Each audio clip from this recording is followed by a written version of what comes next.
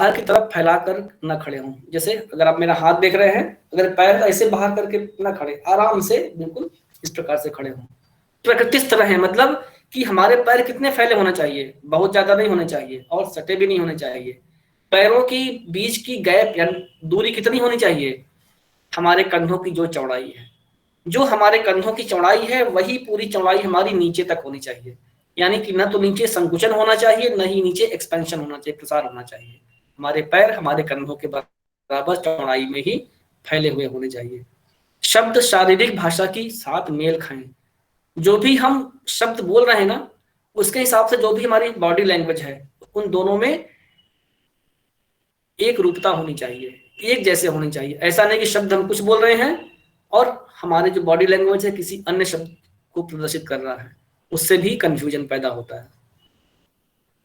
फिर आते हैं कि कुछ चीजें हैं जो हमें करनी चाहिए, नहीं करनी चाहिए। यहाँ पे सारी चीजें हैं कि हमें क्या करना है, क्या नहीं करना है। जो हम अनकॉन्शियसली करते हैं, अक्सर हम नहीं करते हैं तो कोई ना कोई करता ही है, आपने देखा भी होगा।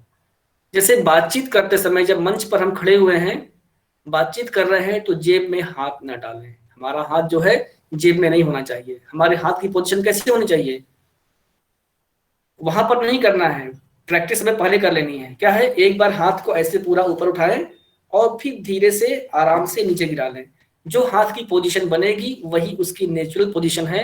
उसी पोजीशन में बस या उसके अगल बगल अपने हिसाब से हाथ को रख लें, जेब में नहीं डालें। चाबी, पेन या किसी वस्तु से ना खेलें। हाथ में कभी ना चाबी है, छल्ला घुमा रहे हैं, पेन है तो उसका ढक्कन बंद कर रहे हैं, कुछ कर रहे हैं, कभी कुछ कर रहे हैं। इससे क्या होता है कि जो श्रोता है उनका जो ध्यान है वह भंग होता है।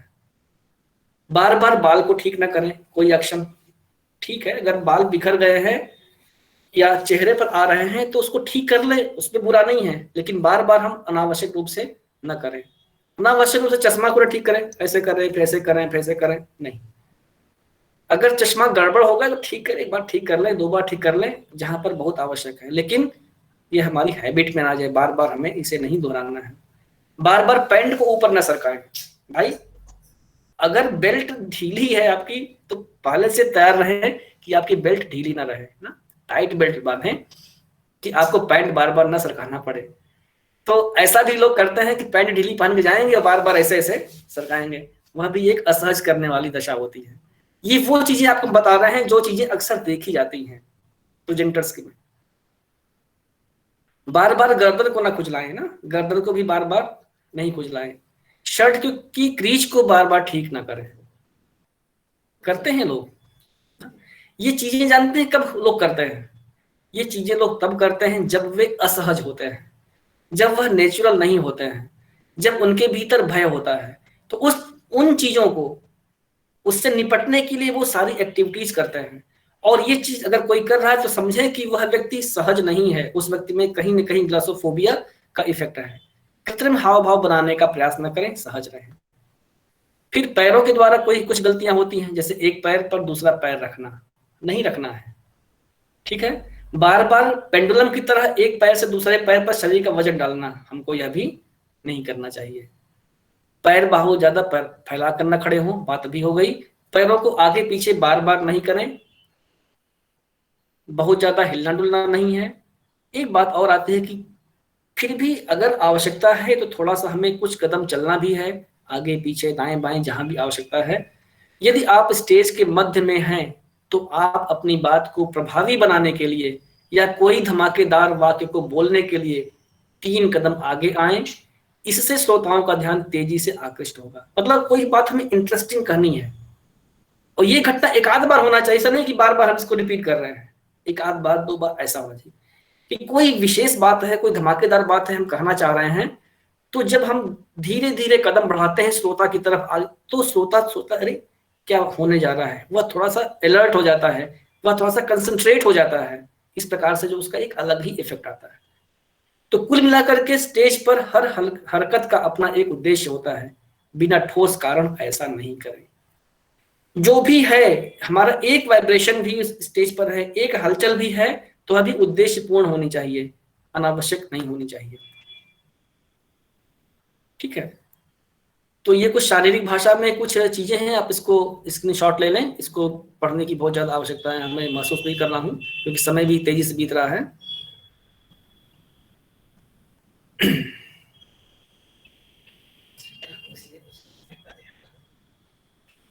अब आते हैं पहनावा पर ना। पहनावा बहुत ही महत्वपूर्ण चीज होती है,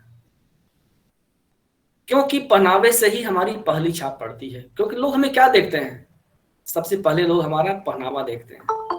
तो प्रथम छाप अंतिम छाप होती है। कहा गया है कि जो प्रथम छाप होती है वह एक अंतिम छाप है, लेकिन जो अंतिम छाप होती है वह क्या है, अमिट छाप होती है।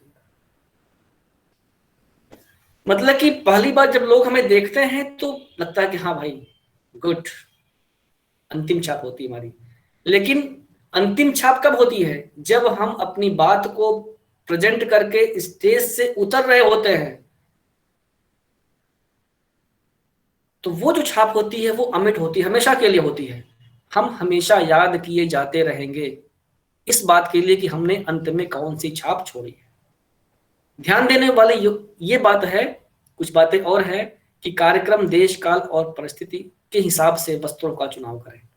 यानी हम कहां पर जा रहे हैं, ये चीज केवल स्टेज के लिए नहीं है। देखें, यह बात जो बताने जा रहे हैं यह सिर्फ स्टेज के लिए नहीं है, यह हमारे सामाजिक दायरे में भी आती है।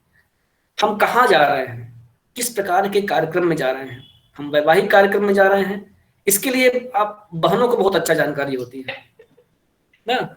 हम आप सब भाइयों से यह निवेदन करते हैं, विनम्र निवेदन करते हैं कि इसकी शिक्षा आप लोग अपने अपने घर में जरूर ले लीजिए हमारी बहनों से ना। भाई भी बहुत स्मार्ट होते ठीक है, हाँ आजकल के भाई भी स्मार्ट होते हैं। देखिए बगल से बात आ रही है, ठीक है, भाई भी हमारे स्मार्ट होते हैं, लेकिन फिर भी मैं जानता हूँ कि बहनें हमारी स्मार्टर होती इस मामले में। उन्हें पता होता है कि कहाँ पर किस प्रकार का प्रोग्राम है, किस प्रकार के प्रोग्राम में किस प्रकार के वस्त्र पहनने हैं, किस प्रकार का हमें अपना मेकअप करना है, वो उनको बहुत अच्छी जानकारी होती है। उनका कॉमन सेंस बहुत अच्छा होता है। तो कृपया हमारी वजह आप उनसे सीखें। पहनावा जो भाइयों के लिए है कुछ, तो क्या पहनावा है स्पेशली फॉर ब्रदर्स, कि उपयुक्त नाप के कपड़े पहने। जो कपड़ों का नाप हो ना बिल्कुल फिट हो। ऐसा ना हो कि बहुत टाइट है तो आप असहज महसूस करें, ऐसा भी नहीं कि बहुत झोला झामा है, तो ऐसा भी नहीं होना चाहिए। कपड़े साफ सुथरे हों और इस्त्री किए यानी आयरन किए हुए होने चाहिए। किस ब्रांड के हैं, यहाँ ब्रांड महत्वपूर्ण नहीं है ना, कि लिवाइस के हैं कि डिवाइस के हैं कि किसके हैं, डजेंट मैटर। जो भी कपड़ा हो, हमारी जो भी क्षमता है, हमारी क्षमता के हिसाब से जो भी कपड़े हमने लिए हैं, बट कंडीशन इज दैट उनको साफ सुथरा होना चाहिए, आयरन किया हुआ, यानी उस पर कोई श्रिंक नहीं होना चाहिए, मतलब सिलवटें नहीं होनी चाहिए। जूते हमारे नए हो या पुराने, ब्रांडेड हो या non branded, doesn't matter, polish किए हुए होने चाहिए। जूते और बेल्ट के रंग एक होने चाहिए। अगर हमने ब्राउन जूते पहने हैं और ब्लैक रंग की बेल्ट लगाई है, थोड़ा सा उसका इंप्रेशन गलत जाएगा। दोनों का कलर जो है मैच करना चाहिए। इसके लिए भी बहनों को ज्यादा आइडिया होता है। अब कुछ सिस्टर्स के लिए है जहां पर सिस्टर्स थोड़ा सा कहीं कहीं गलती कर जाती हैं, उनके लिए भी थोड़ा हम बताएंगे। बहुत खुश नहीं होना चाहिए बहनों को भी यहाँ पर इतनी बातें सुन करके। कुछ बातें हैं उनके लिए भी, कि हाई हील से थोड़ा ज्यादा लगाव होता है वाली कुछ बहनों को, तो थोड़ा इससे परहेज करना चाहिए। 1.5 से 2 इंच, मैक्सिमम 2 इंच की हील हो, इससे ज्यादा हील या जूते नहीं होने चाहिए ना, सैंडल या जूते नहीं होने चाहिए। और पेंसिल हील का प्रयोग बिल्कुल ना करें, वर्जित है पूरी तरह से। अगर हम प्रेजेंटेशन देने जा रहे हैं तो वर्जित है। बालों को सलीके से बांधे, इस प्रकार से बांधे कि वे चेहरे पर बार बार न गिरे। उनको अच्छे से पिन कर लें या अच्छे से बांधे, क्योंकि कभी कभी क्या होता है कि जो मंच होता है, स्टेज होता है, वहां पर पीछे से पंखा चल रहा होता है ना, दीवार पे फैन टंगा हुआ है या ऊपर सीलिंग फैन लगा हुआ है, और उससे क्या होता है बाल बार बार बिखरते हैं, तो हम डिस्टर्ब होते हैं, और जो सामने श्रोता होता है वह भी, उसका भी ध्यान भंग होता है। इसलिए कोशिश करें, अगर बाल चेहरे पर आ रहे हैं तो अच्छे से कर लें। आप कुछ सेकंड्स का, 1-8 मिनट का समय लेकर के आप वहां पर बेहतर मतलब कर सकती हैं, लेकिन बार बार वो चीज रिपीट हो, वह थोड़ा सा एक्सेप्टेबल नहीं होता है। और यह चीज है कि किट में एक अतिरिक्त रुमाल, कंघी, माउथ वॉश अवश्य रखें। ये भाइयों के लिए भी है भाई, ठीक है, सब लोग रखें इसको, क्योंकि कभी भी यह काम आ सकता है। और जो सबसे महत्वपूर्ण चीज होती है पहनावे में, वह होती है प्रेजेंस ऑफ माइंड, कि हमारा जो माइंड है वह प्रेजेंट होना चाहिए, किस प्रकार से हमें क्या करना है। अब आते हैं बॉडी लैंग्वेज के बाद क्या है, स्वरारोह एवं लहजा, जो जिसका पार्ट 38% है। बॉडी लैंग्वेज कितना था, 55%। तो स्पष्टता, हमारी जो बात होनी चाहिए क्लियर होनी चाहिए। इसकी बात पहले भी हो चुकी है, क्लैरिटी, शब्द, उनके अर्थ व उनका संदेश, तीनों चीजें हैं ना। शब्द क्या बोला गया, उस शब्द का क्या अर्थ है और उसका क्या संदेश, हम क्या कहना चाह रहे हैं, यह बात स्पष्ट होनी चाहिए, क्लियर होनी चाहिए। जल्दी जल्दी ना बोले ना, जल्दी जल्दी बोलने से क्या होता है कि हम आधे शब्दों को खा जाते हैं, बाहर निकलने से पहले उनको वापस निकल जाते हैं, वह नहीं होना चाहिए। यानी वही बात आई कि शब्दों को मुंह के भीतर ही न समाप्त कर दें, शब्द को धीरे से बोलें, उतना तेज बोलें जितना कि आप बोल सकते हैं, बहुत तेज जल्दी बोलने की आवश्यकता नहीं है। आवाज को उभारिए, उभारने का मतलब, उभारने मतलब यह हुआ कि अगर हमें थोड़ा तेज बोलना है तो तेज बोले तो हम आवाज को उभार करके बोलें, चिल्ला करके ना बोलें। चिल्ला करके बोलना नहीं, एक अलग बात होती है, और उसको उभारना एक अलग बात होती है। अगर हमें तेज बोलना है तो हम अपने फेफड़े में ज्यादा हवा भरें, फिर बोलेंगे तो हमारी आवाज थोड़ा और ज्यादा दूर तक जाएगी। और उचित ठहराव, कहीं कहीं पर जहां पॉज होते हैं, जहां ठहराव होता है, उसका प्रयोग जरूर करें। ठीक है, तो ये वही बात है कि हमें चीखना चिल्लाना नहीं है। ये कुछ प्रैक्टिस है, अगर आप हमारे साथ होते तो हम इसकी प्रैक्टिस करते ना, प्रैक्टिकल करते। इसको आप स्क्रीनशॉट ले लें, आप अपने घर में जो है अपने घर के सदस्यों के साथ प्रैक्टिस कर लीजिएगा ना। हम लोग शाहजहांपुर में प्रैक्टिस करते हैं इसकी, और इतना हम लोग धीरे धीरे करते हैं कि यहाँ तक हमारी क्षमता हो जानी चाहिए कि अगर 300 फीट की दूरी है तो भी हम बगैर चिल्लाए अपनी बात को वहां तक पहुंचा सकें। ये इसलिए आवश्यक है क्योंकि कहीं कहीं क्या होता है कि बहुत ज्यादा माइक नहीं होता है ना, गांव मान ली गए माइक नहीं है, तो अगर हम धीरे धीरे बोलेंगे तो हमारी बात कौन सुनेगा, तो वहां पर इसकी आवश्यकता पड़ सकती है। तो यहाँ पर आपको जब बता रहे हैं, पूरी तैयारी बता रहे हैं कि किसी भी कंडीशन में हम अपनी बात को कम्युनिकेट कर सकें, अपने शब्दों का सही उच्चारण करना ना। उसके लिए कुछ लाइनें हैं, बड़ी मजेदार लाइनें हैं ना। इन कठिन शब्दों को बार बार बोलेंगे तो हमारी आदत पड़ेगी, हमारी जीभ की एक्सरसाइज होगी, उससे हमारी आदत पड़ेगी और हम उच्चारण ठीक ढंग से कर पाएंगे। जैसे ऊंट ऊंचा, ऊंट की पीठ ऊंची, पूंछ ऊंची ऊंट की। अब बार बार जल्दी जल्दी कहिएगा, आप इसको स्क्रीनशॉट ले लें, घर में प्रैक्टिस करिएगा। ठीक है, खड़क सिंह के खड़कने से खड़कती हैं खिड़कियां, खिड़कियों के खड़कने से खड़कता है खड़क सिंह।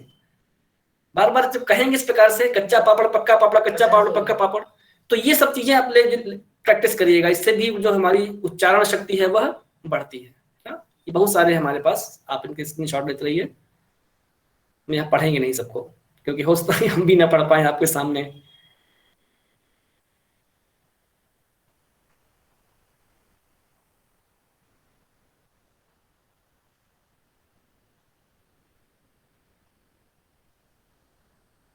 फिलर से बचें। देखें इसमें क्या है, फिलर्स। बीच बीच में क्या होता है, जब हमारे पास शब्द कम पड़ने लगते हैं तो वहां पर हम या तो कुछ तकिया कलाम का इस्तेमाल करते हैं या हम कुछ फिलर्स का उपयोग करते हैं, जैसे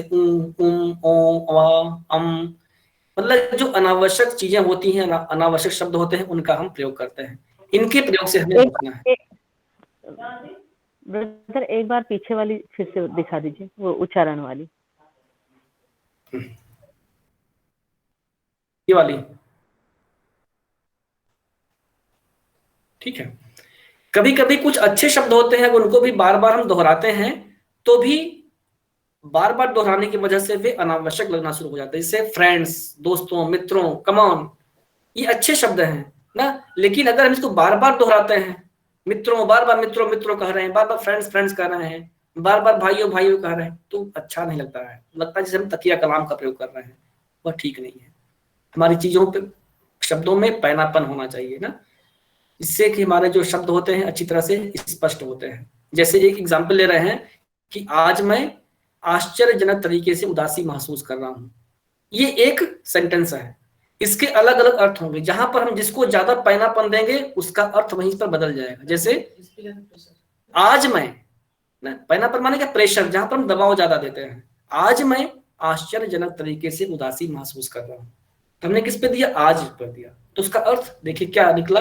अब आगे देखें, आज मैं आश्चर्यजनक तरीके से उदासी महसूस कर रहा हूं, अर्थ बदल गया। अगला देखें, आज मैं आश्चर्यजनक तरीके से उदासी महसूस कर रहा हूं, अर्थ फिर से बदल गया। तो ये है कि एक ही चीज पर हम किस प्रकार से, हमारा जो स्वरों का आरोह अवरोह है, हमारा जो लहजा है, किस प्रकार से शब्दों के अर्थों को बदल देता है।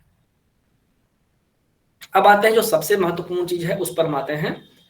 लाला जी महाराज क्या कह रहे हैं? लाला जी महाराज के जो सुझाव हैं वह हमारे लिए सबसे ज्यादा जरूरी है। सबसे पहला कह रहे हैं लाला जी महाराज, नियंत्रण, कंट्रोल, यानी वाणी में अनावश्यक रूप से बहुत ज्यादा उतार चढ़ाव नहीं हो। मतलब कि उतार चढ़ाव जहां पर आवश्यक हो तो वहां पर तो ठीक है, लेकिन बहुत ज्यादा उतार चढ़ाव नहीं होना चाहिए। स्वरों का स्तर एक समान हो, आवाज बोझिल नहीं हो। फिर सौम्यता, नियंत्रण के बाद सौम्यता, भावनाओं और प्रतिक्रियाओं को शिष्टता एवं सौम्यता के साथ, नियंत्रण के साथ रखें। ये बात पहले भी हो चुकी है कि हमें जो भी रखना है विनम्रता के साथ रखना है, शिष्टता के साथ रखना है। अपने आवेगों यानी क्रोध या निराशा, अगर मान ले हमारे भीतर कोई क्रोध है किसी के कहने से या किसी भी अन्य वजह से, या कोई निराशा है, तो उस समय अपने स्वरों के स्तर को धीमा रखें। होता क्या है, ऑटोमेटिकली होता है कि जब हम क्रोध में होते हैं या निराशा में होते हैं तो हमारे जो स्वरों का जो पिच है ना, हाई हो जाता है। तो वहां पर अगर हमें ऐसा लग रहा है कि हम किसी आवेग में हैं तो वहां पर पिच हम ऑटोमेटिकली डाउन कर लें। तो जब डाउन कर लेंगे तो ऐसी कंडीशन में हम बहुत हाई पिच पर बात नहीं करेंगे। आवेश, सूक्ष्मता के साथ विचार लें। आवेश माने चार्ज करना। यहां पर चार्जिंग तो होती है ना, जैसे एक बैटरी को हम पावर पॉइंट में लगा देते हैं और वहां से बैटरी चार्ज हो जाती है, वही चीज हमें यहाँ पर भी तो, वहां पर भी तो कम्युनिकेशन हो रहा है। कैसा कम्युनिकेशन हो रहा है? वहां पर इलेक्ट्रिसिटी का कम्युनिकेशन हो रहा है जो बैटरी को आकर के चार्ज कर रही है। वही काम यहाँ पर तो वक्ता को भी करना है। यहाँ पर भी तो वक्ता को कुछ चीज जो है देना है, ट्रांसफर करना है, कुछ पावर ट्रांसफर करनी है, जिससे कि वह सामने वाला जो श्रोता है वह चार्ज हो जाए। तो क्या लाला जी कह रहे हैं? सूक्ष्मता के साथ विचार लें कि आपके विचार श्रोताओं के हृदयों को छू रहे हैं। ये सूक्ष्म विचार है। इसके बारे में पहले भी थोड़ी सी चर्चा हुई थी, जहां पे ग्लासोफोबिया की बात हो रही थी कि वहां पर हम लें विचार कि जो कुछ भी हम कहने जा रहे हैं वह पहले से ही श्रोताओं के हृदय में संचरित हो रहे हैं। वही बात यहाँ पर आ रहे हैं, यानी श्रोताओं के हृदयों को छू रहे हैं। इस विचार के साथ सौम्यता एवं शिष्टता से कहे गए शब्द श्रोताओं को आवेशित या मंत्रमुग्ध कर देती है। तो अगर हम बड़े इस विचार के साथ, इस थॉट के साथ अगर हम अपनी बात को रखते हैं तो जो श्रोता होता है वह बड़ा ही चार्ज्ड हो जाता है, मंत्रमुग्ध हो जाता है, प्रसन्न हो जाता है। क्यों? क्योंकि वहां पर हृदय से हृदय का कनेक्शन जुड़ जाता है। फिर जी भैया, इससे पहले अभी निकाल रहे, इससे पहले का ये वाला, इससे पहले ये, हाँ जी, ओके, हो गया। भैया वार्तालाप के बारे में यानी कम्युनिकेशन के बारे में लाला जी महाराज क्या कह रहे हैं? वार्तालाप से आंतरिक संतुलन झलकना चाहिए। यानी जब हम बोलें अपनी बात को तो लगे कि जो व्यक्ति है, हम हैं, वह अंदर से बैलेंस्ड है, फुल्ली बैलेंस्ड हम अंदर से हैं। जो भी बोला जाए वह हृदय स्पर्शी हो। आवाज कोमल, लचीली, मधुर और सभ्य होनी चाहिए। किसी भी प्रकार का भावनात्मक आवेग नहीं होना चाहिए। अब स्वर की बात आती है ना, तो स्वर कैसा हो? मध्यम हो, यानी बहुत ज्यादा हाई पिच पे ना हो और बहुत ज्यादा लो पिच भी ना हो। बिल्कुल एक मीडियम पिच होना चाहिए। उसमें क्रोध या तीव्रता नहीं होनी चाहिए। स्वर शांत होना चाहिए, सांत्वनादायक होना चाहिए, मतलब मरहम लगाने वाला। कहते कि भाई इनसे बात कर लेने से लगता है ना कि जैसे इन्होंने मरहम लगा दिया हो, हमारे दिल पे जो भी घाव थे सब बिल्कुल भर गए हो। आपसे बात करके बड़ा अच्छा लगा। तो ये क्या होता है? पॉजिटिविटी से भरा हुआ, सांत्वनादायक, सम होना चाहिए, इक्वल, बिल्कुल बैलेंस्ड होने चाहिए। भाषा कैसी होनी चाहिए हमारी? लाला जी क्या कह रहे हैं? एक सभ्य भाषा लक्ष्य प्राप्त के लिए प्राथमिक आवश्यकता है। ठीक है, वही बात फिर याद आ रही है ना, कागा काको धन हरे, कोयल काको देत। मीठे वचन सुनाई के जग आपन कर लेत। तो भाषा ही है ना जो हमारे लक्ष्य को प्रभावित करती है। हमने अच्छे से बोला, हमारा काम हो गया। देखिए, चापलूसी अलग बात होती है ना, चापलूसी नहीं करना है किसी की, लेकिन विनम्रता भी नहीं छोड़ना है। कुछ लोग मिक्सअप कर देते हैं, तो वहां पे मिक्सअप नहीं करना है, ध्यान देने वाली बात है। सुसंस्कृत भाषा दिलों पर राज करती है। ऐसी भाषा जो कल्चर्ड है, मैनर्ड है, वह जो है हृदयों पर राज करती है। और जो प्योरीफाइड भाषा है, परिष्कृत भाषा यानी प्योरीफाइड लैंग्वेज जो है, वह मानवता को प्रभावित करती है। ये लाला जी के सुझाव हो गए। अब लाला जी का सुनिए, उनका दर्द सुनिए, उनके दिल का दर्द सुने। उस समय भी था दर्द उनको, और आज भी लाला जी के जो उनके रिप्रेजेंटेटिव्स, चाहे बाबूजी महाराज रहे हों, फिर चारी जी महाराज, फिर आज दाजी, सबका यही दर्द है। खेद की बात है कि मानव जिह्वा के उपयोग का अपरिहार्य और निरंतर गतिविधि के रूप में वार्तालाप के इस महत्वपूर्ण एवं अनिवार्य सिद्धांत को न केवल नजरअंदाज किया जाता है, बल्कि उसकी उपेक्षा भी की जाती है। यदि इंसान की इस चूक के लिए दिव्य गुरुदेव को उत्तरदायी ठहराया जाए तो यह बेहद दुर्भाग्यपूर्ण है। अब लाला जी कह रहे हैं कि देखिए, खेद की बात है कि लोग इस बात का नजरअंदाज करते हैं। जो लाला जी ने कहा है, उनके जो सुझाव है, उसका हम लोग नजरअंदाज करते हैं उसको। और फिर जब मामला बिगड़ जाता है तो फिर हम दिव्य, कभी ईश्वर कह लीजिए, जिसके गुरुदेव नहीं है, तो क्या करता है, भगवान को जिम्मेदार ठहराता है। वो ये नहीं देखता है कि हमारी वहां पर जिम्मेदारी थी, कहता है अरे भगवान तुमने क्या कर दिया, अरे मालिक क्या हो गया जो है फालतू में, लड़ झगड़ हम रहे हैं, टेंशन हम ले रहे हैं, दे रहे हैं, और ठहरा किसको रहे हैं, मालिक को। हम ये देखें कि हमने क्या उन चीजों को फॉलो किया है जो लाला जी महाराज कह रहे हैं। अगर फॉलो कर लेंगे तो हमें यह नौबत ही नहीं आने वाली है कि हम किसी को उत्तरदायी ठहराएं, लेकिन यह दुर्भाग्यपूर्ण है, ऐसा बोल रहे लाला जी। निसंदेह मन को नियंत्रित करना अत्यंत कठिन है। जब कभी आवेश वाली कंडीशन होती है, आवेग वाली कंडीशन होती है, तो वहां पर मन को कंट्रोल करना निश्चित रूप से बहुत कठिन है, नो डाउट, कह रहे हैं लाला जी। लेकिन वही करने के लिए तो हमें सारी चीजें दी गई हैं। ध्यान करो, सफाई करो, प्रार्थना करो, हमेशा मालिक से जुड़े रहो। क्यों? इसीलिए कि अगर कभी विषम परिस्थिति आए तो उस समय भी हमें कंट्रोल नहीं खोना है। जिसकी भाषा शिष्ट, सुसंस्कृत और सभ्य है, उसका हृदय विशाल, पवित्र तथा उदार होता है। यह इन्वर्टेंडो में भी है। यह हम पहचान सकते हैं, व्यक्ति की भाषा से पहचान सकते हैं कि यह व्यक्ति किन संस्कारों में पला हुआ व्यक्ति है, इसकी परवरिश किन संस्कारों में हुई है, इसका गुरु किस प्रकार का व्यक्ति है, यह किस प्रकार की संस्था से जुड़ा हुआ है। उसकी भाषा को सुन करके हम जान सकते हैं। इसका इन्वर्टेंडो चलें कि अगर हम अपने हृदय को विशाल कर लेते हैं, पवित्र कर लेते हैं, साधना के द्वारा उदार कर लेते हैं, तो हमारी जो भाषा है ऑटोमेटिकली शिष्ट हो जाएगी, ऑटोमेटिकली कल्चर्ड हो जाएगी, मैनर्ड हो जाएगी। इसीलिए दूसरों के मन पर उसका गहरा प्रभाव पड़ता है, परंतु गोल मोल बात करने को बढ़ावा बिल्कुल नहीं देना चाहिए। फिर कहते हैं लाला जी महाराज, कोमलता विकसित करने की तकनीक यह है कि स्वभाव में इस कदर विनम्रता पैदा कर ली जाए ताकि वह प्रेम की ऐसी भावना से भर जाए जिससे किसी के दिल को चोट पहुंचाने की कोई भी प्रवृत्ति न रहे, और शब्द भी ऐसे हों जो किसी के दिल को जरा भी चोट न पहुंचाए। तो कुल मिलाकर के क्या हुआ, ले दे करके हार्टफुलनेस आ गई ना। कि अगर हमारा हृदय, कल हम दिखा रहे थे ना, एक वृद्ध दंपत्ति का हम चित्र कल देखा था हम लोगों ने। इसमें मदर जो है वह क्या दे रही है, चाय सर्व कर रही है। वह एक दिखाने का तरीका है कि जो भी केतली में होगा वही छलकेगा, जो हमारे दिल में होगा वही छलकेगा। विनम्रता और प्रेम तभी छलकेगा जब वह हमारे दिल में होगा। जब हमारा दिल, हमारा हृदय प्रेम से भरा हुआ होगा, तभी उसमें से जब कोई टकराएगा, मतलब जब किसी से हमारी मुलाकात होगी, तो उसको हम वही ट्रांसफर करेंगे। अगर हमारे मन में नफरत है, घृणा है, ईर्ष्या है, वैमनस्यता है, कोई भी नेगेटिव एनर्जी है हमारे हृदय में, तो जब कोई टकराएगा तो उसे हम क्या देंगे, वही तो देंगे ना, और तो कुछ नहीं देंगे। अगर हमारी टोकरी में आम है तो आम ही देंगे ना, और अगर हमने टोकरी में कांटे ले रखे हैं तो हम क्या देंगे, वही देंगे।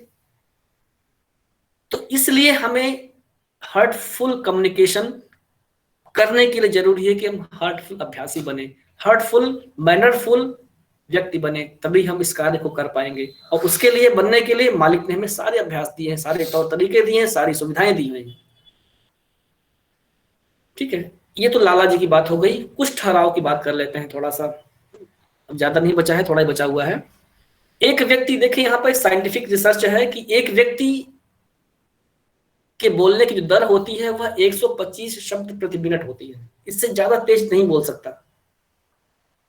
लेकिन सुनने की जो दर होती है बहुत ज्यादा होती है। भैया कान कितने हैं? 2 गुना कान है, और हर कान की कैपेसिटी मुंह की कैपेसिटी से डबल है। यानी अगर लगभग 125 यानी 100 शब्द मान लेते हैं, 100 शब्द कोई बोल सकता है, तो लेकिन कान कितने सुनते हैं? 400 शब्द सुनते हैं। वो तो चाहेंगे हम 400 शब्द सुने, अब मुंह तो बोल ही नहीं पाएगा किसी का 400 शब्द।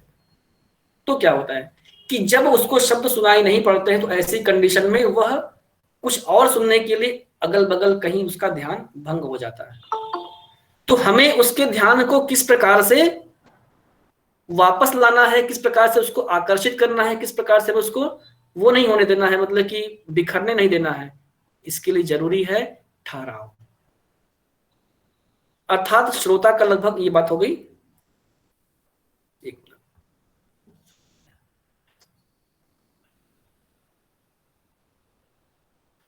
अतः उनका ध्यान सदैव अपने ऊपर बनाए रखने के लिए उपयुक्त स्थान पर ठहराव लें और उन्हें अपने विषय के ऊपर सोचने के लिए उनका ध्यान आकृष्ट करें।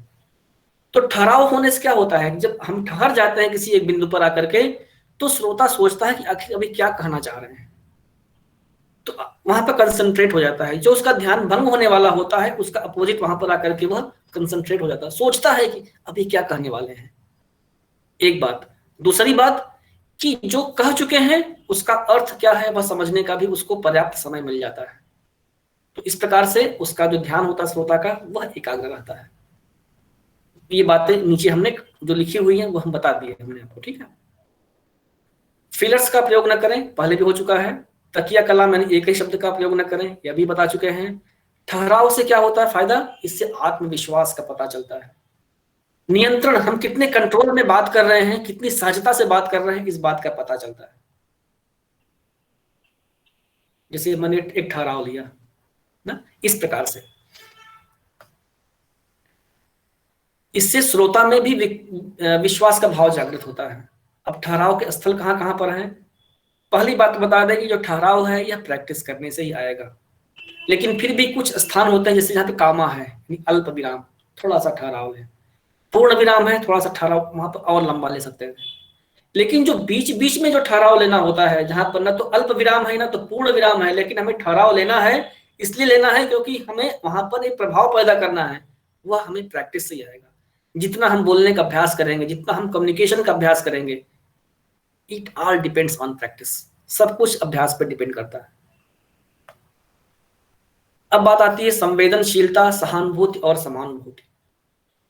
यह चीज हम पहले भी देखते आए हैं। वहां पर हमने देखा है अपने चरित्र के संबंध में, वहां पर हमने देखा है अपने साधना के संबंध में, लेकिन यहां पर हम देखेंगे अपने वार्तालाप के संबंध में कि हमारी वार्तालाप के संबंध में इन चीजों का क्या महत्व है। तो सबसे पहले आती है संवेदनशीलता। संवेदनशीलता का मतलब ये होता है कि हम जान जाते हैं कि सामने वाला क्या सोच रहा है। मतलब यह जो है हर्टफुल प्रस्तुति की आत्मा है। अगर हम हर्ट से हर्ट का कनेक्शन करना चाहते हैं, तो जब तक हम उसके हृदय को पढ़ नहीं पाएंगे तब तक हम कनेक्शन कर ही नहीं पाएंगे। जब तक यह नहीं जान पाएंगे कि वह किस लेवल पर है, उसका रेफरेंस लाइन क्या है, तब तक उसकी मनोदशा क्या है, तब तक हम जुड़ नहीं पाएंगे उसके साथ। यानी हार्टफुल कम्युनिकेशन के लिए संवेदनशीलता सबसे ज्यादा महत्वपूर्ण चीज है। और यह कैसे विकसित होती है? विकसित करने का एक ही तरीका है, वह है साधना, ध्यान। संवेदनशीलता के द्वारा एक चीज और है, प्रैक्टिस भी है। संवेदनशीलता के द्वारा हम जान पाते हैं कि श्रोता की नब्ज क्या कह रही है, वो क्या चाहता है। और देखें, अगर कोई चाहता है ना जो कुछ और वही बात हम बोल दें, तो समझिए कि क्या होता है, अरे आप तो मेरी बात चुरा ली, मैं तो यही सोच रहा था, यही कहना चाह रहा था, आपने मेरी बात चुरा ली ना। तो ये कैसे हम बात को चुरा सकते हैं? अगर हम किसी की बात को चुरा लेते हैं, किसी के दिल को चुरा लेते हैं अगर इस तरह से, तो समझिए कि हम तभी दिल को जीत पाते हैं। सहानुभूति के द्वारा हम श्रोताओं के हृदय को स्पर्श करते हैं। जब हम जान गए कि वह क्या चाहता है, उसकी नब्ज क्या कह रही है, उसका हृदय क्या सोच रहा है, तो फिर क्या होता है, हम अब उसके हृदय पर मलहम लगाने का काम करते हैं। पहले जाने तो उसकी बीमारी क्या है। जब तक हम बीमारी को डायग्नोस नहीं करेंगे, जब तक हम ये डायग्नोस नहीं करेंगे कि उसको किस दवा की आवश्यकता है, तब तक उसे हम क्या दवा देंगे। अगर दवा भी देंगे तो उल्टी सीधी दवा दे दिया हमने, तो पता चला कि हमने उसको आवश्यकता है बुखार की दवा की, हमने उसको दवा दे दी पेट की, तो पता चला कि बुखार तो उसको था ही, उसका पेट और अलग से जाम हो गया, कॉन्स्टिपेशन हो गया उसको। तो ये हम तभी जान पाते हैं जब हमारे भीतर संवेदनशीलता होती है। जब हम जान गए संवेदनशीलता के द्वारा, फिर उसके बाद हम उसको जो है उस प्रकार की दवा देते हैं, मरहम लगाते हैं। और फिर क्या होता है, फिर समानुभूति। तीसरा लेवल क्या आया, समानुभूति का, इम्पैथी।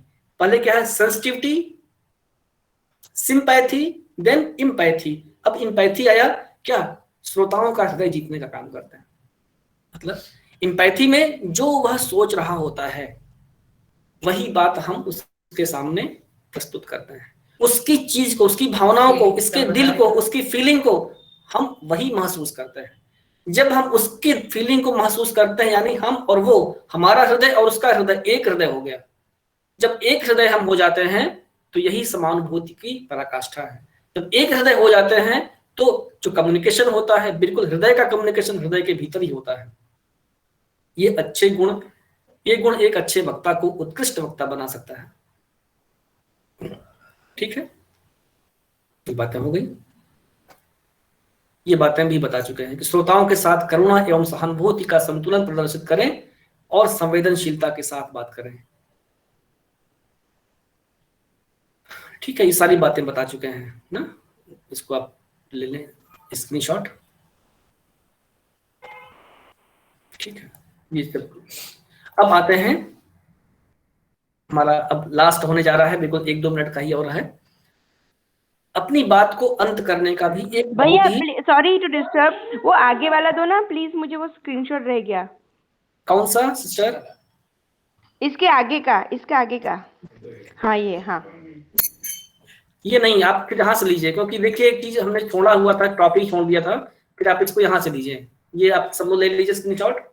ये प्रैक्टिस है कि सहानुभूति प्रदर्शित करना। देखिए जब हम लोग फेस टू फेस होते हैं ना, तो वहां पर हम लोग प्रैक्टिस कर सकते हैं, लेकिन हम यहाँ पे स्किप इसलिए कर रहे हैं क्योंकि हम ये जब प्रैक्टिस ही नहीं कर सकते, फेस टू फेस नहीं है, तो फिर इसलिए थोड़ा सा दिक्कत होती है। तो ये प्रैक्टिकल वाली चीज है, और ये हमारी बाउंडेशन है, ये हमारी लिमिटेशन है कि हम इस गूगल मीट के थ्रू नहीं कर पाएंगे, जितनी संभव उतना ही कर पा रहे हैं। आप इसमें शॉर्ट ले लें, घर में आप प्रैक्टिस कर सकते हैं।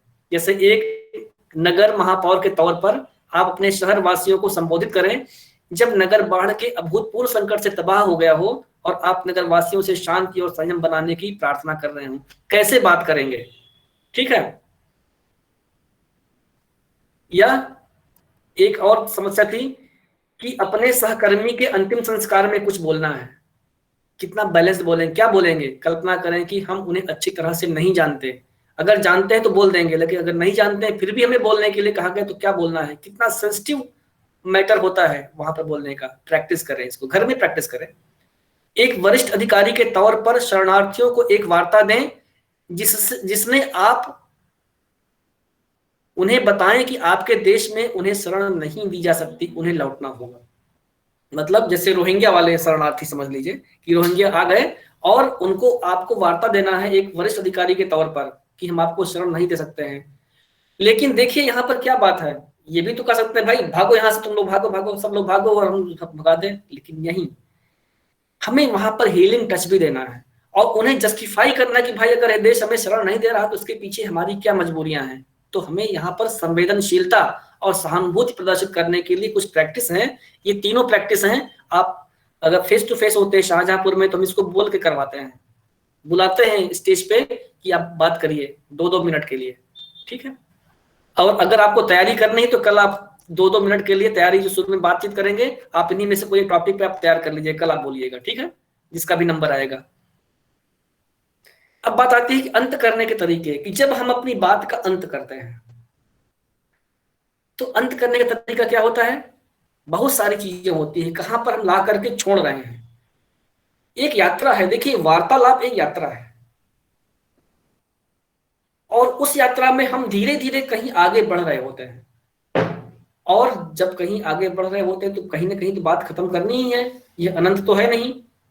जहां पर बात हमें खत्म करनी है तो वहां पर हमें किस मोड़ पर ला करके उन्हें छोड़ना है। हमें ला करके वहां पर मझधार में नहीं छोड़ना किसी को। अगर हमने मझधार में छोड़ दिया तो समझे कि सब कुछ किया धरा खत्म, या गांव की भाषा में कहिए तो कहे सब गुड़ गोबर हो गया ना। तो हमें उन्हें उस मोड़ पर ला करके छोड़ना है जहां से उन्हें एक नई दिशा मिले, एक नया रास्ता मिले, सोचने के लिए एक नई चीज मिले उनको। तो यहां पर अपीलात्मक अंत, अपील के साथ कि हम आपसे अपील करते हैं कि आप इस कार्य को इस तरह से आगे बढ़ाएंगे, नेता लोग अक्सर करते हैं। तो जब हम उन्हें अपील के साथ छोड़ते हैं तो उनको एक हम टारगेट दे चुके होते हैं कि यह टारगेट है, अब आप उसके बारे में आगे फ्रंट पे चलो, बढ़ो आगे।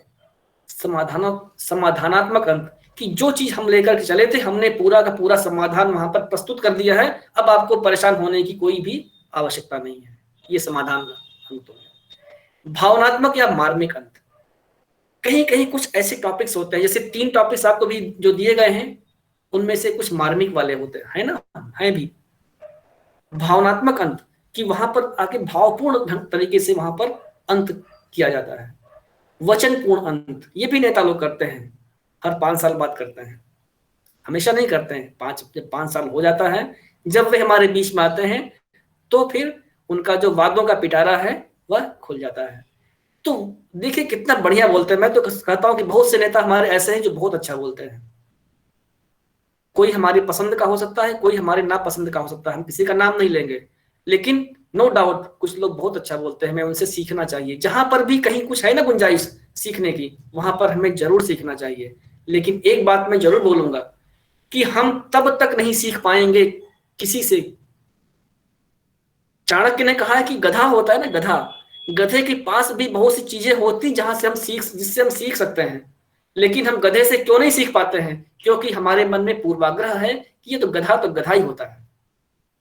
एक मूर्ख व्यक्ति, परम मूर्ख व्यक्ति भी अगर कुछ होगा तो उससे भी हमारे पास सीखने के लिए कुछ चीजें होती हैं उसके पास भी, लेकिन हम क्यों नहीं सीख पाते उससे वो चीज? क्योंकि हम पूर्वाग्रह बना बैठते हैं।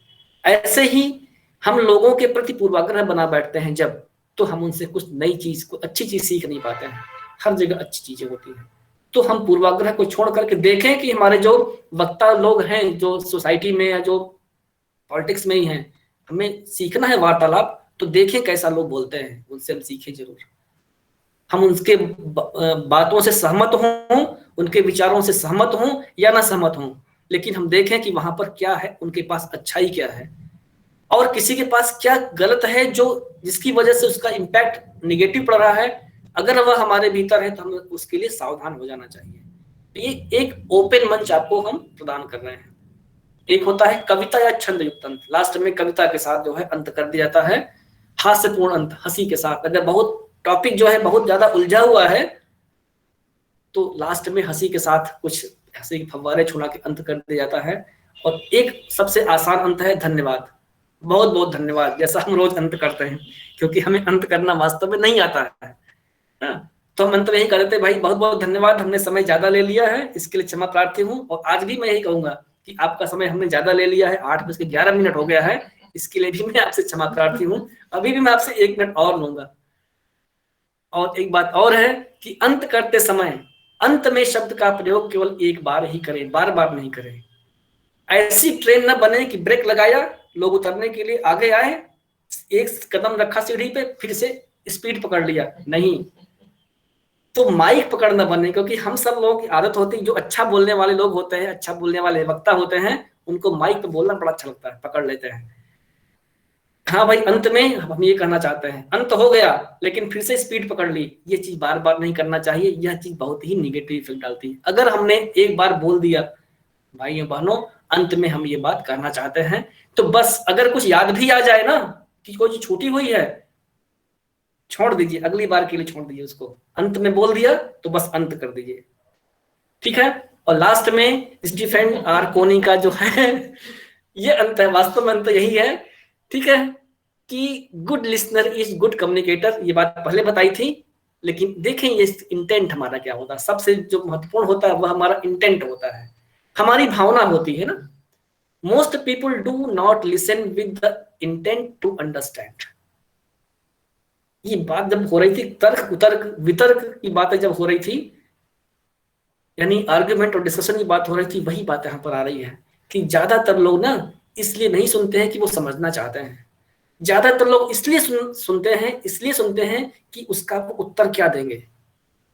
Most people listen with the intent to reply. देखिए दोनों में क्या है, सुन तो दोनों में रहे हैं, मेहनत बराबर कर रहे हैं, अटेंशन दोनों में पे कर रहे हैं, लेकिन हमारा जो इंटेंट होता है वह सारे माहौल को चेंज कर देता है, बदल देता है। तो इस प्रकार से बहुत बहुत धन्यवाद। ओम शांति शांति शांति। और एक प्रश्न आपके लिए कि आप बताएं कि यह चित्र कहाँ का है। सतकोल भैया, सतकोल। बिल्कुल बिल्कुल बिल्कुल बिल्कुल सतकोल का चित्र है ना। आप आनंद के साथ देखें इसको 1 मिनट, और हम ब्रेक लेंगे, और ब्रेक के बाद हम फिर 5 मिनट बाद एकत्रित होंगे, कुछ गाइडेड प्रैक्टिस करेंगे, और गाइडेड प्रैक्टिस के बाद फिर हम लोग सिटिंग लेंगे अपने अपने प्रशिक्षकों से, और फिर हमारा सेशन समाप्त होगा सार्वभौमिक प्रार्थना के बाद। तो अभी ब्रेक ले लें, 5 मिनट बाद हम लोग लौटते हैं। 8:14 हो गया है, 8:19 तक लौटा, इसे 8:20 पर हम लोग अपना कार्यक्रम आगे शुरू कर दें। थैंक यू भैया। Thank you.